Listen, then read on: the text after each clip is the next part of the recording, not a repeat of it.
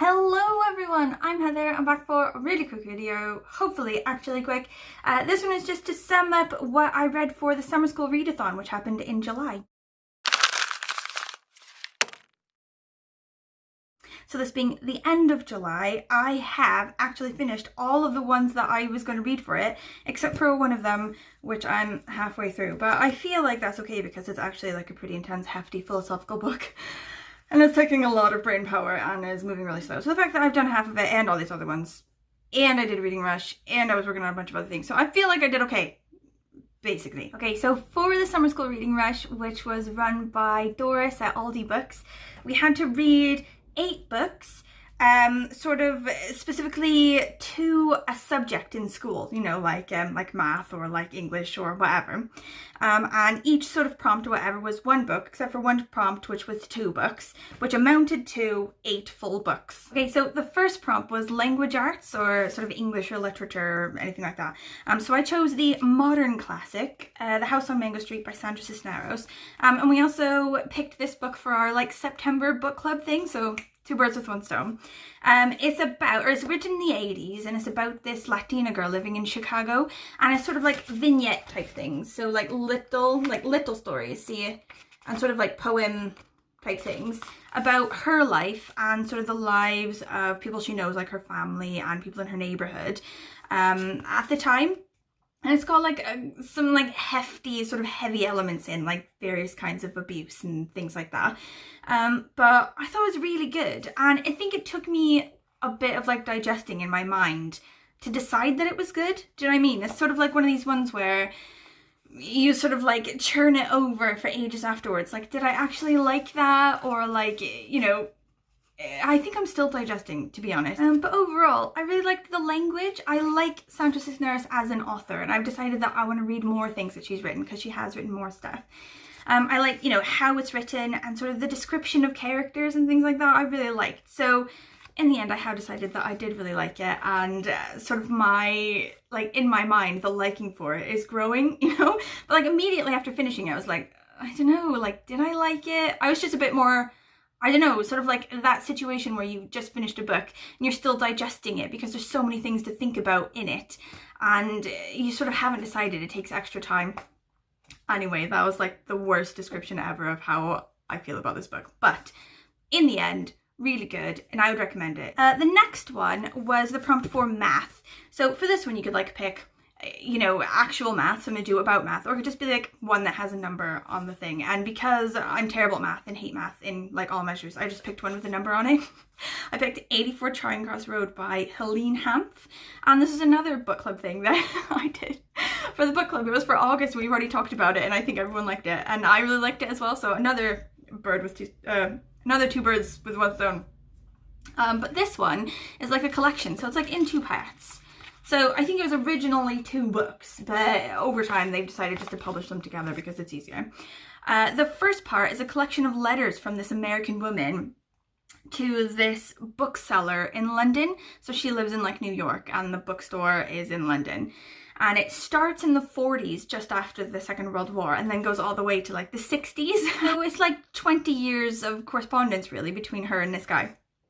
And it's really interesting, like the differences between the US and the UK from the 40s to the 60s, you know, right after the war, America's like, you know, getting more and more prosperous, and it sort of was saved the sort of horrors from the war mainly, whereas the people of London, they're sort of just coming out of this fog of this terror of war, and like their economy's really hit, they're still rationing and things like that.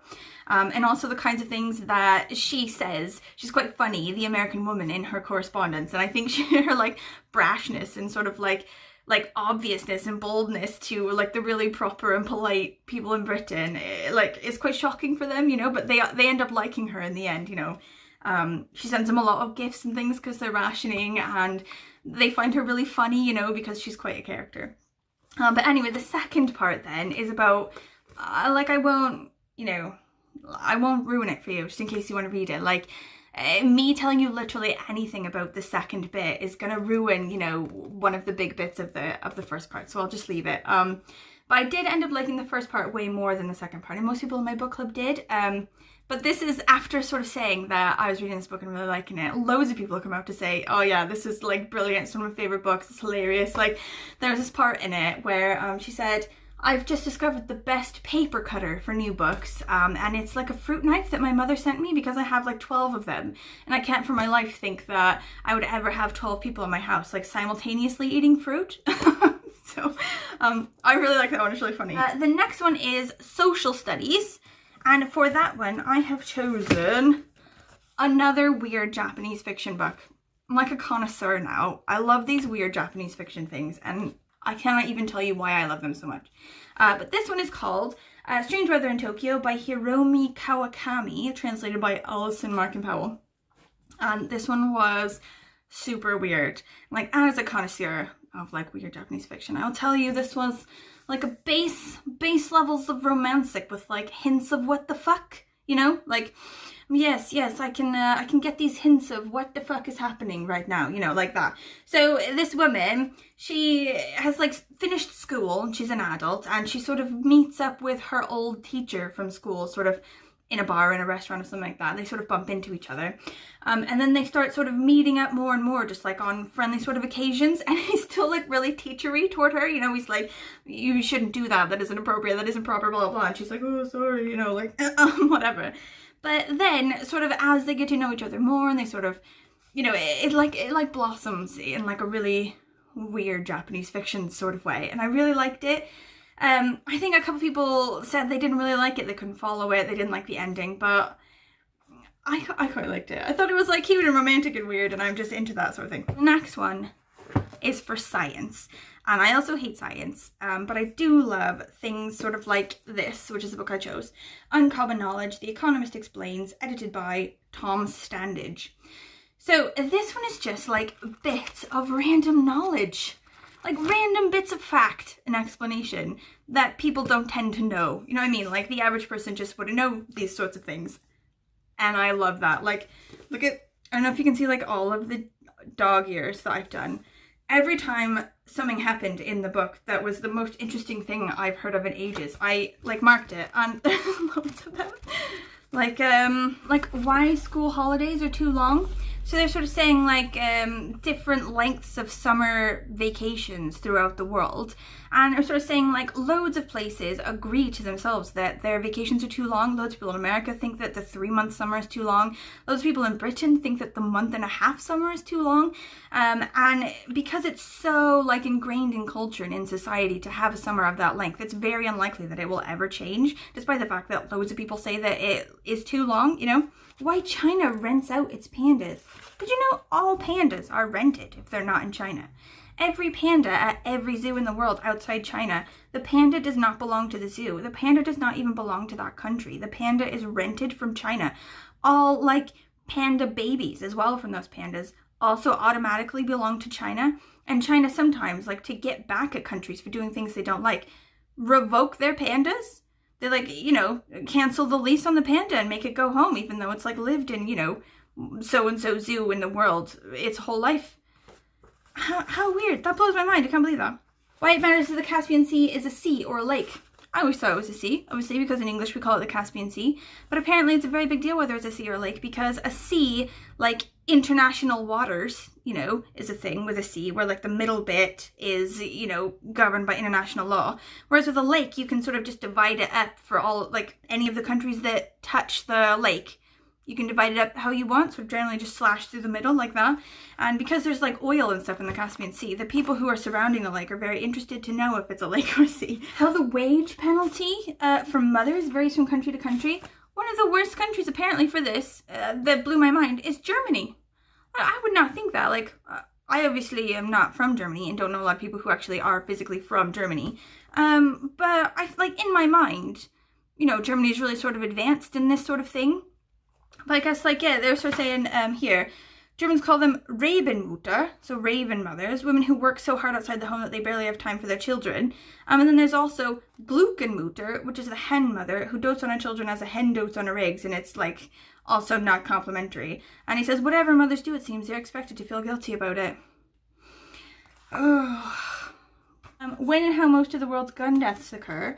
They've quoted a study from the University of Washington, and loads of like University of Washington studies are in here. Like, I did go to the University of Washington, thank you, and I feel like these state schools, public state schools, don't get nearly enough credit for the amount of information they put into the world. Like, I'll just like put that out there as the last thing. Anyway, I feel like I just chatted about that for 8,000 years, but I loved this one. 8,000 stars to this one. It was just 100% my kind of thing, and the best of all of these books that I read for summer school readathon by far. Like, if you're into weird, interesting facts, get you this book. It's so good. Okay, so the next one was exploratories, or like electives, or like extracurriculars, or something like that. And I picked The Library of Unrequited Love because Unrequited Love was my extracurricular. So this one was pretty cute. It was really fast read. So even though it's like a novella and small and not a lot of pages, the words are really big and really spaced out. I didn't realize that it was going to be that small. It's like way less of an achievement when you break it down like that, but so this one is about a woman in France. She works at a library, and a guy was like left in the library overnight on accident. He like fell asleep in the library and they shut the doors on him. And then this woman, she comes in and she finds that he's still there. Like, they haven't opened yet for the day, but she's in there sort of doing stuff, and she finds him in there and she's like, oh shit. And she just basically uses that time with that guy. Like, he's not allowed to leave because then people will know that he was in the library the whole night. So she's like, okay, when we open, then you can leave. But until then, like, you know, this sort of hour or a couple of hours or whatever while she's getting ready to open, she just like verbal diarrheas his face. Like, she just like babbles about loads of crazy stuff, like how she feels about like the Dewey Decimal System, and like she's clearly in love with this guy who's in the library, who comes to the library a lot, but doesn't know that she exists. And she's just got like hilarious ideas about things. She's really insecure, but like quite confident and arrogant about other things. I just thought this was hilarious. Like, she obviously loves the books and she loves people that come in, but she just had hilarious things to say. So this was pretty good. Like, I would say it was a bit faster than I would have wanted it to be, I think. Like, maybe less of just like one long spew, and maybe more things happening with like a bit longer would have been like a better read. But I did enjoy it. It was cute. So the next prompt was Common Core. So like in America, I guess, I don't really know. But in America, I guess, like there's a Common Core thing where they pair fiction and non-fiction things, which is an idea that I have fallen in love with. And now I just want to pair like all of my fiction and non-fiction. Every time I pick up a book, I think, what could I pair this with that's like it's fiction or non-fiction sort of equivalent. But anyway, the ones that I picked for this are J.L. Carr's A Month in the Country and Patrick Leigh Fermor's A Time to Keep Silence. This is the non-fiction one and this is the fiction one, and they're quite similar in that they both take place like in country like buildings of worship. So this one is about Patrick Leigh Fermor. He goes to all these monasteries and things in the country and sort of stays with like the monks for a bit and sort of does a lot of deep thinking and writing and healing and stuff. And this is similar in that it's a guy after the First World War who went to the First World War and is sort of suffering a bit from the after effects of that. He's gone to a church in the country who has commissioned him to bring out an old sort of medieval mural on a church wall to sort of uncover it from all of the whitewash that has been over it for centuries. So this one, despite the fact that I love Patrick Leigh Fermor and I love other sort of non-fiction books he's written, I found this one to be quite boring, and I apologize for that because I feel like some people would probably really like it. There was a lot of talk about like how each Christian order works, and it was just a lot of like, I don't know, process and things, and not a lot of talk about, I don't know, what I thought it would be, which is like the peacefulness and things that he thinks about in the peacefulness and sort of stuff like that. It was more to do like talking about why the monks do the things that they do in that particular order and like the history of that order and stuff, and I found that quite boring actually. But this one I loved it so much. I loved it so much. So this guy, he's funny, you know, and he's like clever, and he's an artist, basically. He, you know, uncovers these wall murals and stuff, and he does it really painstakingly, like one square at a time, and he likes to like do each square at a time like this so that it like presents itself to him as a puzzle. Like he gets like one little piece at a time. He doesn't just like splooge it all at once. But he's suffering again from like PTSD from the war. And so he's camping in the belfry of the church that he's working in for the summer, just in a sleeping bag and like a little camp stove.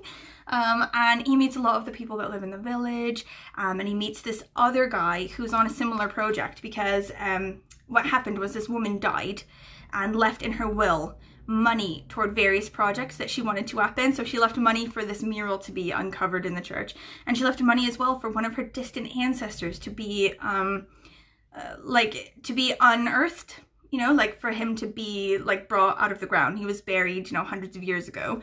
And she sort of heard a story or whatever that he was buried outside of the church ground, like unconsecrated ground for whatever reason. So she hired this like archaeologist or excavator or whatever to sort of dig him up. And he's quite a character as well, and he was also in the war, and I quite like him. And there's like a bit of a twist to him as well that you find out later. I just really loved this one. I loved the characters, I loved the writing, I loved like, yeah, like the peacefulness and like him talking about how amazing that summer was and how formative it was to his life and how it healed him and stuff. I just love the crap out of that one. Okay, so the last one, which is the one I didn't finish. I feel like it's for good reason, so give me like, you know, a bit of a break. It was to do with research. So this was supposed to be a prompt to do with a book that was going to like broaden your mind or teach you something or whatever. And I was like, this is the perfect opportunity to nail this effort. Okay. Zen and the Art of Motorcycle Maintenance by Robert M. Pirsig. So this is a bit of a doozy mentally. It's a philosophical book, basically. It's about this guy who goes on a motorcycle trip with his kid and some of his friends. And he just thinks really intensely about various philosophical issues. Like, I guess mainly to do with the difference between like a logical and like cut and dry black and white personality and like a more sort of romantic, creative, like artistic personality, and how sort of everyone has a bit of both, I guess, and sort of the difficulty in marrying those two parts of yourself or those two kinds of people or whatever. And also something to do with quality, which is like, what is quality? And this just like obsesses him so intensely, this idea of quality, that it drives him literally mad. So he's on his motorcycle with his kid or whatever, and he's like talking in the background about his like, this like ghost that's with him, this like former incarnation or like former self called Phaedrus, who was obsessed with this idea of quality. And you find out a little bit later who Phaedrus is to the narrator, like who these two people are and their relationship to each other. You find out later, like, and it's sort of like linked to a specific event. But anyway, I'm like roughly halfway through or so. My husband read this book as well, and he's like much smarter than me, so he said that it was quite hard to focus on for long periods of time. So I'm feeling better that I've only gotten through halfway and I still like sentient and like sane and like still relatively understand what's going on. But it is really difficult. It's a lot of like really intense themes to sort of think about, and I'm definitely not clever enough to be grasping all of what's going on in this book. So like he's already annoyed at his new job of being like my personal like spark notes or cliff notes for this book. But anyway, I think I'm doing okay, and I think it's like pretty good. I like the motorcycle parts of it. I like when he talks about like being on the motorcycle in the outdoors, and like he talks about like the pieces of the motorcycle and like the problems that he's having, like all the carburetors like busted or whatever, or like the camping bits where they like park the motorcycle and they do the camping. I really like that. But then when he's like in his own head talking about Phaedrus and like quality and, you know, classical and artist and like romantic personalities and stuff, that's where it sort of loses me, and I end up having to read like loads of pages over and over again, and then just deciding no matter how many times I read this page, I'm still not going to really get it. So I don't know, I'm just a bit, I don't know, I'm not thick, I'm just maybe not this kind of person, unfortunately. Right, okay, well, I've nailed all those guys, and that's the end of that readathon. So I feel like it was really good. I really liked all of the prompts and things for it, and I really liked some of the books that I read, like specifically like the Uncommon Knowledge one, and Month in the Country and Try and Cross the Road. Those are, I think, some of my new favourite books, really, and they were all sort of books that I wouldn't really have sat down and read properly, I think, if I hadn't had this readathon to sort of push me to do it. But anyway, so thanks, Doris, for this lovely readathon. Hope to do it next year, I guess, and if anyone else did anything, and you have like a wrap-up as well, let me know so I can watch it, because I'm really interested to know what pairings people did, you know, like your non-fiction and fiction. Like, I watched a lot of people's TBRs for this to sort of get their pairings, but if I missed any, you know, please let me know. Anyway, that was that. My master stack. I feel like I've been very successful, and thank you for watching. I will see you again later. Bye!